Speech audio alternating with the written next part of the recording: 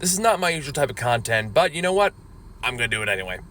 See, I've noticed that, angry rambling tends to do well on these platforms, and I tend to avoid that up to this point because I feel like it feeds a negativity culture and is usually dominated by conservatives or right-wing pundits or the anti-woke or the anti-feminists, or basically a lot of bigots and racists tend to dominate that platform.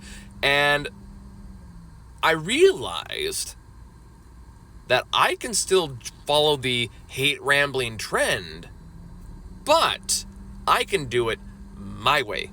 And my way of doing this is not to argue and yell about the things the other people are arguing and yelling about. It's to rant about the people that I think feed this negativity culture and I think are a genuine problem that needs to be talked about more.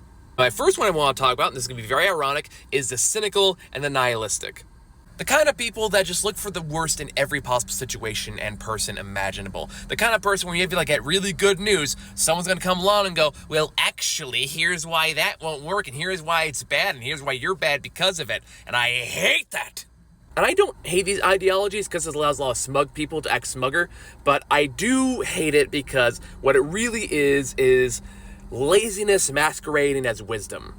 And what I mean by that is that a lot of people, especially teenagers and early 20-somethings, they want to feel smart. They want to feel engaged with the world. They want to feel like they have an understanding of the world, but they don't want to put in the work to actually do that. So they rely on negativity and cynicism in order to create the illusion of wisdom while doing nothing to earn it.